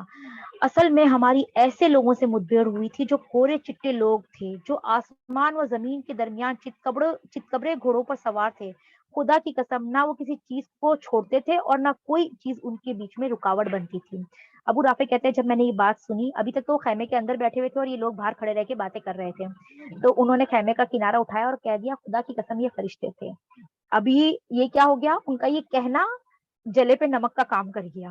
یہ سن کر ابو لہب نے اٹھا اور ان کے چہرے پہ زور سے تھپڑ مار دیا کہ وہ جا کر دور گر گئے، اور پھر اس نے کیا کیا کہ وہ مجھے میرے اوپر گھٹنا رکھ کر اور مجھے بہت بری طرح سے مارنے لگا، میں اس کا واپس سے اپنا دفاع بھی نہیں کر سکتا تھا، اور وہ لگاتار مجھے مار رہا تھا۔ جو ام الفضل تھی وہ بھی وہاں پر خیمے میں کھڑی تھی، انہوں نے خیمے سے ایک لکڑی اٹھائی، خیمے کا ایک کھمبا نکالا اور بہت زور سے اس کے سر پہ مار دیا، ابو لہب کے سر پہ بہت زور سے مار دیا، اور انہوں نے کہا کہ تم کیا سمجھ رہے ہو، اس کا مالک گھر پہ نہیں ہے تو تم اس کو کسی بھی طریقے سے مارتے رہو گے؟ اور اس وقت مسلمانوں کے لیے خوشخبری تھی نا، ان لوگوں نے اپنا ایمان چھپا رکھا تھا لیکن تھے تو یہ مسلمان ہی، ان کے لیے ایک مطلب مضبوطی کی بات تھی۔ تو جو ام الخیر تھی انہوں نے اس کو ابو لہب کو زور سے مارا اور کہا کہ یہاں سے چلا جا، خدا کی قسم تو یہاں سے بہت رسوا ہو کے جانے والا ہے۔ اس کے بعد میں یہ جو ابو رافع ہیں وہ کہتے ہیں کہ صرف 7 راتیں گزری اور ابو لہب کو ایک بیماری ہو گئی، ایک قسم کی کوئی گانٹ وغیرہ ہو گئی، جس کی وجہ سے اس کو عدسہ کہتے ہیں، جس کی وجہ سے وہ مر بھی گیا، مطلب 7 دن میں وہ مر بھی گیا، اور وہ جو بیماری اس کو ہوئی تھی اس کو عرب بہت منحوس سمجھتے تھے، تو اس کے مرنے کے بعد یہ ہوا کہ اس کے بیٹوں نے اسے یوں ہی چھوڑ دیا، یعنی اس کو کفن بھی نہیں دیا اور اس کو دفنایا بھی نہیں۔ آخر کار جب 3 دن گزر گئے تو اس کے بیٹوں کو یہ لگا کہ اگر ہم نے لوگ ہمیں باتیں سنائیں گے کہ ہم نے اپنے باپ کو اسی طرح سے چھوڑ دیا ہے، لیکن وہاں پر کیونکہ اس کو بہت بدشگونی اور بہت برا سمجھا جاتا تھا، تو ان لوگوں نے کیا کیا کہ ایک کھڈا کھودا اور لکڑی سے اسے دھکا دے دے کر اس کو اس کھڈے میں ڈال دیا اور دور سے ہی پتھر پھینک پھینک کے اس کھڈے کو ان لوگوں نے برابر کر دیا. یہ انجام ہوا اس ابو لہب کا جو آپ صلی اللہ علیہ وسلم کو نعوذ باللہ کیا کیا کہا کرتا تھا، کہ یہاں تک کہ اس نے آپ صلی اللہ علیہ وسلم کو ابتر کہا، اور کتنی ساری باتیں اس نے آپ صلی اللہ علیہ وسلم کو کہی تھی. اس کا انجام یہ ہوا کہ اس کی اولاد نے خود نے اسے کفن تک نہیں دیا، بلکہ اسے ایک کھڈے میں ڈال کر پتھر اس پہ پھینک پھینک کر اسے کھڈے کو بند کر دیا. ایک اور روایت میں آتا ہے کہ ابو لہب جب مرا ہے اس وقت اس کو ایسی بیماری ہوئی تھی، وہ ایک ایسی قسم کا پلیگ تھا جس کے اندر جسم سڑنے اور گلنے لگتا ہے، اور اس میں سے بہت بدبو آتی تھی. مطلب جب وہ مرا ہے اس کو ایسی بیماری تھی کہ اس میں سے جیسے مطلب ایک سڑن کی بدبو آتی ہے نا، کہیں گوشت سڑ رہا ہو، ویسی بدبو اس کے اندر آتی کہ کوئی بھی اس کے پاس جا ہی نہیں سکتا تھا. یعنی بہت ہی بری طرح سے اللہ سبحانہ و تعالیٰ نے اس کا انجام کیا. پھر یہ ہوا کہ جب مکہ والوں کو پتا چلا کہ ایسے ہمارے لوگ اتنے بڑے بڑے نام اور ایسی بڑی بڑی باتیں جن لوگوں کی تھی ان کا اللہ تعالیٰ نے یہ انجام کیا ہے اور اس طرح سے وہ مارے گئے ہیں، تب ان لوگوں نے منع کر دیا. ان لوگوں میں ایک ٹریڈیشن تھا کہ وہ نوحہ کیا کرتے تھے. جب بھی ان کے یہاں پہ کوئی مر جاتا تھا تو وہ جو رونے والیاں ہوتی ہے اور اس طرح سے وہ باقاعدہ ایک سیریمنی کی طرح اسے کرتے تھے کہ نوحہ کرنے والیاں آتی تھی اور کرتے تھے. لیکن مکہ والوں نے منع کر دیا کہ نوحہ نہیں کیا جائے گا مرنے والوں کا. اس کی وجہ سے ان کو یہ لگ رہا تھا کہ مسلمان اس بات پہ اور زیادہ خوش ہوں گے کہ ہم اتنے زیادہ افسوس میں ہیں. اس میں ایک اور بہت انٹرسٹنگ واقعہ ہے، انشاءاللہ میں وہ بھی آپ لوگوں کو سنا دیتی ہوں. ایک شخص تھا اسود بن عبد المطلب، اس کے 3 بیٹے بدر میں مارے گئے تھے. یہ آدمی اندھا بھی تھا، اور کیونکہ نوحہ کی منع ہو گیا تھا تو بہت مطلب تین بیٹے اس کے بدر میں مارے گئے تھے، تو اس کے لیے بہت زیادہ مطلب اس کا دل ایسا ہو رہا تھا کہ میں روؤں چلاؤں کیا کروں کہاں بھاگوں، ایسا لگ رہا تھا اس کو. تو ایک دن کیا ہوا کہ اس نے ایک عورت کی آواز سنی جو نوحہ کر رہی تھی. تو اس نے اپنے غلام کو بھیجا اور کہا دیکھ کے آؤ کہ لگتا ہے نوحہ کرنے کی اجازت مل گئی ہے، رونے کی اجازت مل گئی ہے، جا کے دیکھ کے آؤ کہ کیا ہو رہا ہے. تو وہ گیا اور اس نے آ کر بتایا کہ یہ عورت اپنے اونٹ کے لیے رو رہی ہے. مطلب بدر والوں کے لیے نہیں نوحہ کرنے کی اجازت نہیں ملی ہے، بلکہ یہ اپنے اونٹ کے لیے رو رہی ہے. تو شخص نے بہت کچھ اشعار کہے، میں آپ کو اس کا صرف ٹرانسلیشن سنانا چاہتی ہوں. وہ کہتا ہے کیا وہ اس بات پر روتی ہے کہ اس کا اونٹ غائب ہو گیا ہے اور اس پر بے خوابی نے اس کی نیند حرام کر رکھی ہے؟ تو اونٹ پر نہ رو بلکہ بدر پر رو جہاں قسمتیں پھوٹ گئی. ہاں ہاں بدر پر رو جہاں بنی بنائی قسمتیں پھوٹ گئی. جہاں پر پھر اس نے نام بتایا کہ کون کون لوگ اس میں کیسے کیسے قبیلے اور کس قسم کے سردار مارے گئے ہیں. اگر رونا ہی ہے تو عقیل پر رو، حارث پر رو، وہ شیروں کا شیر تھا. اگر تجھے رونا ہی ہے تو ابو الحکم پر رو. اس طرح سے اس نے بہت سارے سرداروں کے نام لے کر کہا کہ اتنے ساری وجہ ہے ہمارے پاس رونے کے لیے، لیکن ہمیں یہ بھی اجازت نہیں ہے کہ ہم ان لوگوں پہ روئیں. دیکھیے بہنوں، آج اگر یہ ٹاپک ختم ہو چاہے نہیں ہو، لیکن میں آپ لوگوں سے چاہتی ہوں کہ آپ مجھے بتائیے گا کہ یہ جو جنگ ہے اس کے بعد اس پورے واقعات سے، یہ جو پورا جو بدر کا جو یہ ایک سین ہے اس کی وجہ اور یہ سب میں آپ کو بتا چکی ہوں، اس کا رزلٹ بھی آپ کو پتا چل گیا ہے. لیکن آپ مجھے بتائیے گا کہ اصل میں ہمارے لیے اس میں کیا سبق ہے. انشاءاللہ پہلے ہم تھوڑا آگے بڑھتے ہیں، پھر واپس سے میں آپ سے یہ بات کروں گی. اچھا، یہ تو تھا مکہ کا حالات جب ان کے پاس خبر ملی ہے کہ ہم اتنی بری طرح سے ہارے ہیں. لیکن اس کے برخلاف جب یہ خبر مدینہ میں پہنچی تب مدینہ والوں کا کیا حال تھا، اور وہ بہت ہی خوبصورت ہے الحمدللہ. مسلمانوں کو جب یہ ہوا کہ آپ صلی اللہ علیہ وسلم نے 3 دن تک بدر میں قیام فرمایا، لیکن اس سے پہلے آپ صلی اللہ علیہ وسلم نے ایک قاصد دو لوگوں کو یہ خوشخبری دے کے اپنے آگے بھیج دیا تھا. وہ 2 لوگ کون تھے؟ ایک تو عبداللہ بن رواحہ رضی اللہ عنہ تھے اور ان کو بھیجا، اور دوسرے جو تھے حضرت زید بن حارثہ رضی اللہ عنہ تھے، ان کو بھیجا مدینہ والوں کے پاس میں. تو اور اس دوران میں کیا ہوا تھا کہ جب یہ لوگ نکلے تھے نا، بدر میں نکلے تھے اور ان لوگوں کو پتا چل گیا تھا کہ وہاں پر سامنے جا کر جنگ ہو گئی ہے اور ایسے ایسے مسلمانوں کے ساتھ میں ہو گیا، تو اس وقت یہودیوں نے اور منافقوں نے پیچھے بہت ہلچل مچا دی تھی. ان لوگوں نے کیا کہا کہ یہ تو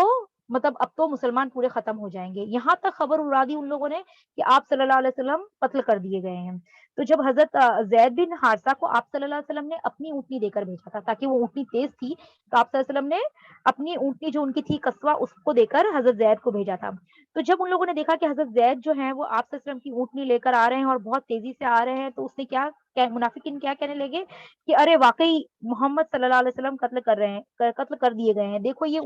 ये उनकी ऊँटनी है, हम उसे जानते हैं, और ये ज़ैद बिन हारिसा है, ये शिकस्त खाकर भागे हैं। इस कदर परेशान है कि इन्हें समझ में ही नहीं आ रहा है कि क्या कहें। आखिरकार जो ज़ैद बिन हारिसा थे वो मुसलमानों तक पहुँचे और मुसलमान उनसे पूछने लगे कि क्या हुआ, क्या मामला है? और वो उनको तफ़सीलात बताने लगे। आखिरकार उन्होंने बताया कि मुसलमानों को फ़तह हुई है। उसके बाद में तो एक एक एक ज़बरदस्त किस्म की खुशी की लहर दौड़ गई, और दौड़ना भी चाहिए कि बहुत कम लोगों को अल्लाह सुब्हानहू व तआला ने एक बहुत बड़े जत्थे पर फ़तह दी थी, जिसकी उम्मीद भी नहीं थी। और फिर सारा जो मदीना था उसमें तकबीरात और बहुत अल्लाहू अकबर के नारे गूंजने लगे,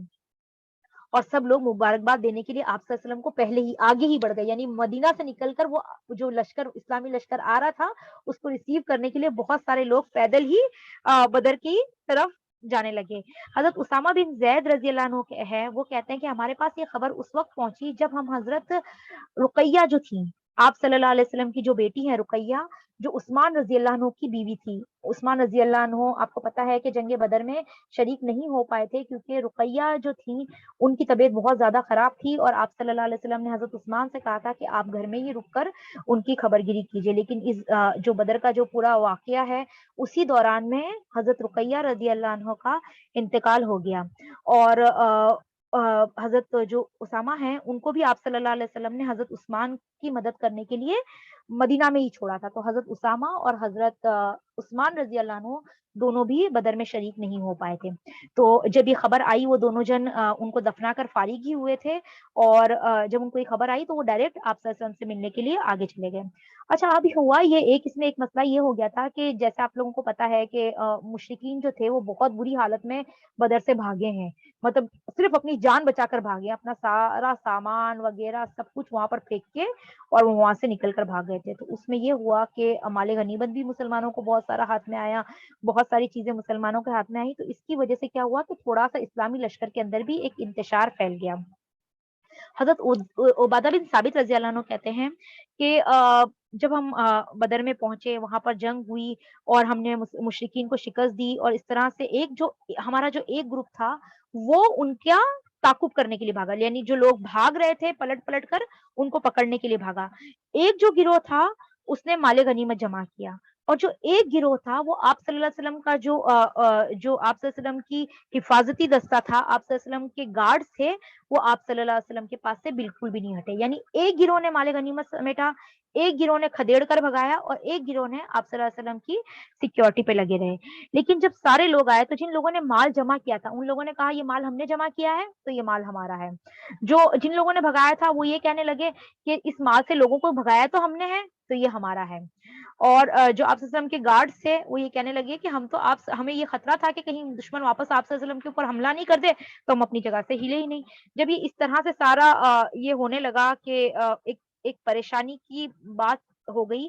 तो फिर अल्लाह सुब्हान व तआला ने इसके बारे में आयत नाज़िल फरमाई। जो सूरह अनफ़ाल है, उसकी पहली आयत ही इसी ताल्लुक से है। लोग आप सल्लल्लाहु अलैहि वसल्लम से माले गनीमत के मुतालिक पूछते हैं, कह दो गनीमत अल्लाह और उसके रसूल के लिए है। बस अल्लाह से डरो और अपने बाहम ताल्लुकात की इस्लाह कर लो, और अल्लाह और उसके रसूल की इताअत करो, अगर वाक़ई तुम मुसलमान हो। तो फिर आप सल्लल्लाहु अलैहि वसल्लम ने क्या किया कि जो माले गनीमत था, हुक्म दिया कि सारा माले गनीमत लाकर हमारे पास जमा करवाया जाए। और फिर माले गनीमत के बारे में आप लोगों को पता है ना कि माले गनीमत का एक तरीका है उसको डिस्ट्रीब्यूट करने का। तो उसके अंदर जो एक 5वाँ हिस्सा होता है, वो रसूलुल्लाह सल्लल्लाहु अलैहि वसल्लम के लिए था, और उसके बाद में बाकी का जो है, उसे एक प्रॉपर सिस्टम के तहत बाँटा जाता है।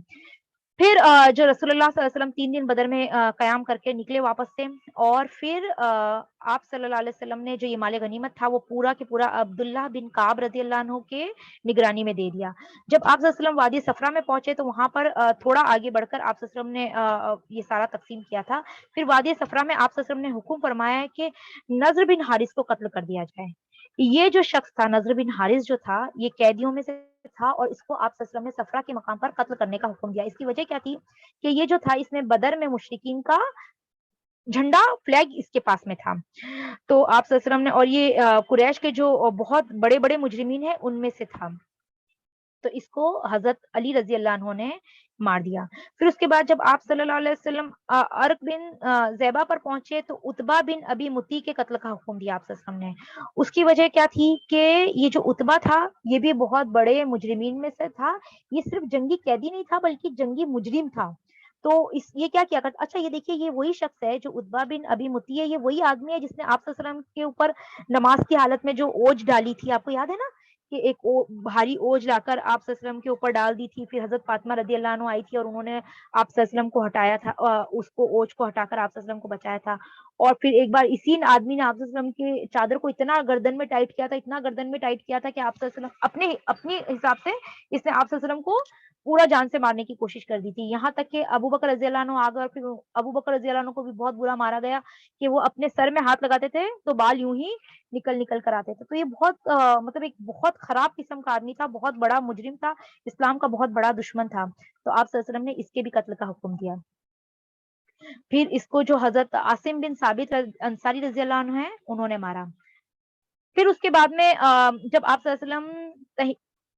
تہنیت کے وفود، اس کے بعد میں کیا ہوا کہ آپ صلی اللہ علیہ وسلم جب رواحہ تک پہنچے تو جو مسلمان سربراہ تھے، جو لوگ نکل نکل کر مدینہ سے آ گئے تھے، وہ لوگ آ کر رواحہ کے میدان جگہ پر آپ صلی اللہ علیہ وسلم سے ملنے لگے اور بہت سارے لوگوں نے آپ صلی اللہ علیہ وسلم کو مبارکباد پیش کی، بہت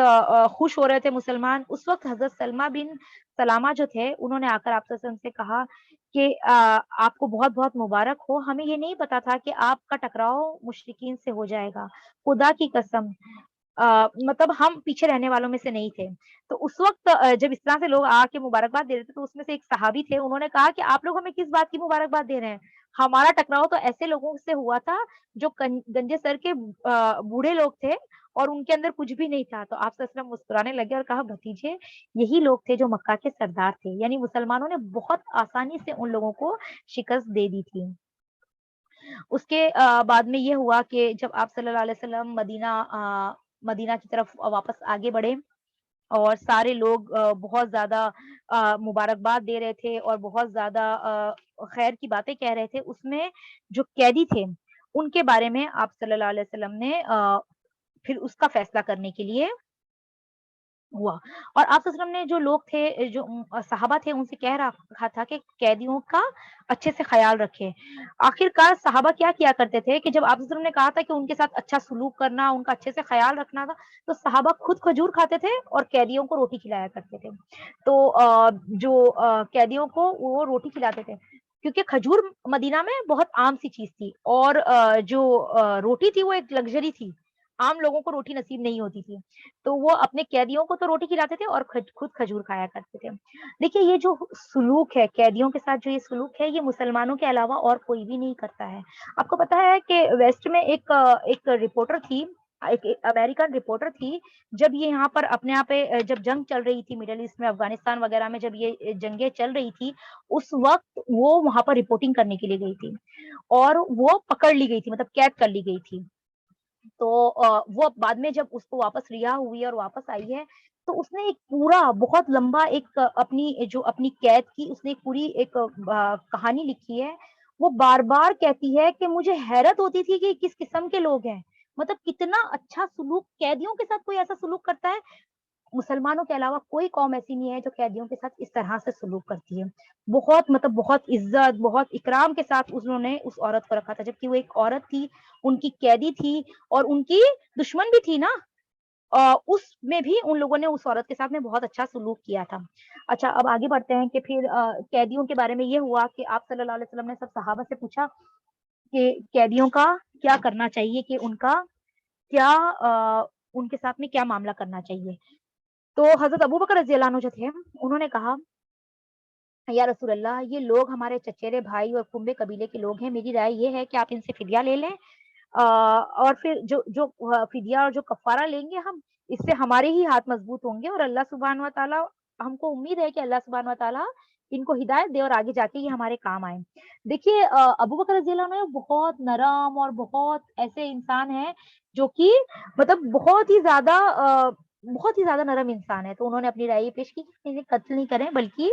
اس طرح سے کریں۔ تو آپ صلی اللہ علیہ وسلم نے حضرت عمر رضی اللہ عنہ کے پاس دیکھا اور ان سے کہا ابن خطاب تمہاری کیا رائے ہے؟ تو انہوں نے کہا واللہ میری وہ رائے نہیں جو ابو بکر کی ہے، میری رائے یہ ہے کہ آپ فلاں کو، جو حضرت عمر کا ایک قریبی رشتہ دار تھا، انہوں نے نام لیا اور کہا اسے میرے حوالے کریں، میں اس کی گردن ماروں۔ عقیل بن ابی طالب کو علی رضی اللہ عنہ کے حوالے کریں، وہ اس کی گردن ماریں، اور فلاں کو حمزہ جو حمزہ کا بھائی ہے اسے حمزہ کے حوالے کریں، وہ اس کی گردن مار دیں، یہاں تک کہ اللہ کو معلوم ہو جائے کہ ہمارے دلوں میں مشرکین کے لیے کوئی نرم گوشہ نہیں ہے۔ اور یہ حضرات مشرکین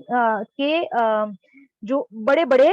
لوگ اور ان کے قائدین ہیں، یعنی عمر رضی اللہ عنہ نے اس سے بالکل اپوزٹ رائے پیش کی کہ ہمیں انہیں مار دینا چاہیے بلکہ انہیں نہیں رکھنا چاہیے، یہ اللہ سبحانہ و تعالیٰ سے ہمارے اخلاص کا ثبوت ہوگا۔ تو حضرت عمر رضی اللہ عنہ خود کہتے ہیں کہ آپ صلی اللہ علیہ وسلم نے میری رائے کو قبول نہیں کیا بلکہ حضرت ابو بکر رضی اللہ عنہ کی رائے کو پسند فرمایا اور پھر قیدیوں سے فدیہ لینا قبول کر لیا۔ پھر حضرت عمر ہی کہتے ہیں کہ جب اگلا دن آیا، مطلب آپ صلی اللہ علیہ وسلم نے حضرت ابو بکر کی رائے کو پسند کیا اور فدیے پہ بات صحیح ہو گئی، سیٹ ہو گئی کہ اب فدیہ لے کر ہوگا، لیکن جب اگلا دن آیا اور میں صبح صبح آپ صلی اللہ علیہ وسلم کی خدمت میں حاضر ہوا تو میں کیا دیکھتا ہوں کہ آپ صلی اللہ علیہ وسلم اور حضرت ابو بکر رضی اللہ عنہ رو رہے ہیں۔ تو میں نے کہا اے اللہ کے رسول مجھے بتائیے آپ اور آپ کے ساتھی کیوں رو رہے ہیں؟ اگر مجھے بھی رونے کی وجہ معلوم رونے کی وجہ ملی تو میں بھی روں گا، اگر نہیں مل سکی تو میں اس بات پہ روں گا کہ آپ لوگ رو رہے ہیں۔ تو رسول اللہ صلی اللہ علیہ وسلم نے فرمایا فدیہ قبول کرنے کی وجہ سے تمہارے اصحاب پر جو چیز پیش کی گئی ہے اسی کی وجہ سے رو رہا ہوں۔ اور آپ نے ایک قریبی درخت کی طرف اشارہ کرتے ہوئے فرمایا مجھ پر ان کا عذاب اس درخت سے بھی زیادہ قریب پیش کیا گیا، یعنی اللہ سبحانہ و تعالیٰ کا رائے یہ تھی کہ انہیں قتل، جو حضرت عمر رضی اللہ عنہ کی جو رائے تھی وہی آپ اللہ سبحانہ و تعالیٰ کا حکم تھا، لیکن اس میں ہوا کیا، یا ایک آیت ہے قرآن کی، میں آپ کو اس کا ٹرانسلیشن سنا دیتی ہوں۔ کسی نبی کے لیے درست نہیں کہ اس کے پاس قیدی ہوں یہاں تک کہ وہ زمین میں اچھی طرح خوریزی کر لے، تم لوگ دنیا کا سامان چاہتے ہو اور اللہ آخرت چاہتا ہے، اور اللہ غالب اور حکمت والا ہے۔ اگر اللہ کی طرف سے نوشتہ سبقت نہ آ چکا ہوتا تو تم لوگوں نے جو کچھ کیا ہے اس پر سخت پکڑ ہوتی۔ اس کا مطلب کیا ہے کہ اگر اس سے پہلے تمہیں اس بات کی اجازت نہیں مل گئی ہوتی تو اب اللہ سبحانہ و تعالیٰ تمہارے اس فیصلے پہ تمہیں پکڑ لیتا۔ تھوڑا سا میں آپ کو ایکسپلین کر دیتی ہوں اس بات کو کہ جو لوگوں نے جرم کیا ہے انہیں تو ضرور ہی ضرور تمہیں ختم کر دینا تھا۔ یہ باقاعدہ جو لوگ آئے ہیں نا جنگ میں لڑنے کے لیے آئے ہیں، انہوں نے تمہارے خلاف اسٹینڈ لیا ہے، انہوں نے تمہارے اوپر ظلم کیا ہے، تو تمہیں انہیں مارنا ہی چاہیے تھا۔ لیکن پہلا جو آ چکا تھا حکم وہ کیا تھا، وہ بھی میں آپ لوگوں کو بتا دیتی ہوں کہ اللہ سبحانہ تعالیٰ نے اس سے پہلے ایک آیت نازل ہو چکی تھی کہ مشرکین کو جنگ میں قید کرنے کے بعد یا تو احسان کرو یا فدیہ لے لو۔ یہ حکم پہلے آ چکا تھا کہ اگر تم فدیہ لینا چاہتے ہو ان سے تو لے لو، تو آپ صلی اللہ علیہ وسلم نے اسی آیت کے انڈر میں ان سے فدیہ لینا قبول کر لیا تھا کہ ہم ان سے فدیہ لے لیں گے۔ اور اس کے بعد میں جب یہ ہوا اور کیونکہ یہ ڈیل ہو چکی تھی کہ فدیہ لے کر چھوڑ دیا جائے گا تو پھر قیدیوں کے ساتھ وہی معاملہ کیا گیا جو طے پایا گیا تھا۔ اب اس کے اندر یہ ہوا 5 منٹ لے لوں کیا آپ لوگوں کے، اور شیبہ بس 5 منٹ میں ختم ہوگا، ٹھیک ہے؟ اب کیونکہ یہ ہو چکا تھا اور پھر فدیہ کا جو اماؤنٹ تھا وہ یہ تھا 4,000 درہم سے لے کر 1,000 درہم بھی کسی کسی کا تھا۔ اور پھر یہ بھی کیا کہ رسول اللہ صلی اللہ علیہ وسلم نے کہ جو مکہ والے لوگ تھے وہ لکھنا پڑھنا جانتے تھے لیکن مدینہ والے اتنے پڑھے لکھے نہیں تھے، تو آپ صلی اللہ علیہ وسلم نے کہا کہ جو فدیہ نہیں دے سکتا ہے وہ 10 بچوں کو پڑھائے یہاں تک کہ وہ بچے اچھی طرح سے لکھنا پڑھنا سیکھ جائے، وہی ان کے لیے فدیہ ہوگا۔ پھر آپ صلی اللہ علیہ وسلم نے کچھ لوگوں کو بنا فدیہ لیے بھی چھوڑا، کچھ لوگ ایسے تھے جن کو آپ صلی اللہ علیہ وسلم نے ایسے ہی چھوڑ دیا، اور اس میں سے ایک شخص یہ تھا جس نے آخر کار جسے بنا فدیہ لیا چھوڑا گیا، تو اس میں سے آخر کار وہ شخص جنگ احد میں بھی آیا اور پھر جنگ احد میں اسے قتل کیا گیا۔ یہ انشاءاللہ آگے جا کر ہم بات کریں گے۔ اسی میں قید ہونے والوں میں حضرت ابو العاص بھی تھے، اس وقت وہ مسلمان نہیں ہوئے تھے۔ ابو العاص کون ہے؟ رسول اللہ صلی اللہ علیہ وسلم کے داماد ہیں اور حضرت زینب رضی اللہ عنہا جو ہیں ان کے شوہر ہیں۔ تو جب فدیہ کی بات ہو گئی تو آپ صلی اللہ علیہ وسلم کے پاس میں حضرت زینب رضی اللہ عنہ نے ابو العاص کے لیے فدیے میں کچھ مال بھیجا، اس میں سے ایک ہار بھی انہوں نے بھیجا تھا، اور وہ ہار جو تھا وہ خدیجہ رضی اللہ عنہ کا تھا۔ رسول اللہ صلی اللہ علیہ وسلم نے حضرت زینب کے نکاح کے وقت میں انہیں وہ ہار گفٹ کر دیا تھا۔ تو جب آپ صلی اللہ علیہ وسلم نے وہ ہار دیکھا تو آپ صلی اللہ علیہ وسلم ایک دم بہت زیادہ مطلب غمگین ہو گئے اس ہار کو دیکھ کر، تو آپ نے صحابہ سے پوچھا تو صحابہ نے کہا کہ نہیں، ابو العاص کو ایسے ہی چھوڑ دیا جائے۔ لیکن اس شرط پہ ابو الاس کو چھوڑا گیا کہ آپ زینب رضی اللہ عنہ کو واپس سے ہمارے پاس بھیج دیں گے. یعنی ابھی تک زینب رضی اللہ عنہ جو تھی وہ مکہ میں تھی, اپنے شوہر کے گھر میں تھی, مکہ میں تھی, اور اس بات پہ ابو الاس کو ریلیز کیا گیا کہ آپ زینب رضی اللہ عنہ کو اب رکائیں گے نہیں بلکہ ان کو بھیج دیں گے. اور جو حضرت زینب رضی اللہ عنہ جو ہجرت فرمائی ہے, وہ بھی جو پورا واقعہ ہے وہ بہت زیادہ مطلب ایک بہت المناک, ایک دم دل دہلا دینے والا واقعہ ہے. اس کی ابھی یہاں پر جگہ نہیں ہے, انشاءاللہ میں آپ کو آگے جا کے بتاؤں گی کہ وہ کس طرح سے انہوں نے ہجرت کی ہے. پھر اس میں آپ صلی اللہ علیہ وسلم نے ان کے لیے زید بن حارثہ جو تھے ان کو اور ایک اور انصاری صحابی کو بھیجا کہ آپ دونوں جن جا کر حضرت زینب کا مکہ کے باہر انتظار کیجئے. جب ابو الاس کو کہا کہ آپ ان کو لا کر اس اسپاٹ تک چھوڑیے, پھر یہ دونوں جو صحابی تھے وہ لے کر آپ صلی اللہ علیہ وسلم کے پاس میں آ گئے حضرت زینب رضی اللہ عنہ. پھر ایک قیدی تھا, اس میں سہیل بن عمرو بھی تھا. یہ آدمی جو تھا یہ بہت بڑا خطیب تھا اور بہت مطلب بہت اچھے سے لوگوں کو اپنی باتوں سے کنونس کر لیا کرتا تھا. تو حضرت عمر رضی اللہ عنہ نے اس کے بارے میں کہا کہ اے اللہ کے رسول, اس کو چھوڑنے سے پہلے اس کے 2 دانت توڑ دیجیے تاکہ یہ آگے بات ہی نہیں کر پائے تو اور کسی کو آپ کے خلاف بھڑکا نہیں پائے. تو رسول اللہ صلی اللہ علیہ وسلم نے کہا کہ نہیں, اس کی ہمارے یہاں پہ کوئی گنجائش نہیں ہے, ہم اس طرح سے نہیں کرتے, اور مجھے اس بات کا ڈر ہے کہ اس بات پر قیامت کے دن اللہ تعالیٰ پکڑ نہ لے. حضرت سعد بن نعمان رضی اللہ عنہ ہیں, وہ کہتے ہیں کہ ابو سفیان کا جو بیٹا تھا عمرو, یہ بھی جنگ بدر کے قیدیوں میں سے تھا. اور جو حضرت سعد تھے ان کو جب وہ عمرہ پہ گئے تھے تو مشرکوں نے پکڑ لیا تھا وہاں پہ. تو جو ابو سفیان کا جو بیٹا تھا وہ یہاں پر قیدی بن کر آیا, تو اس کے بدلی میں حضرت سعد رضی اللہ عنہ کو ریلیز کروایا گیا. یہ سارا واقعہ تھا جس کو جو بدر کے جو پورے واقعات تھے یہ اس طرح سے تھے. اب اگر ٹھیک ہے, ادھر ہی ختم کرتے ہیں ہم اپنی بات, 5 منٹ اوپر بھی ہو چکے ہیں. جزاک اللہ خیر, وآخر الدعوانا ان الحمد للہ رب العالمین. انشاءاللہ اس کی جو کنکلوژن ہے وہ ہم اگلے ہفتے دیکھیں گے. اور اس کنکلوژن اگر آپ چاہیں تو ریکارڈنگ پاز کر دیجیے.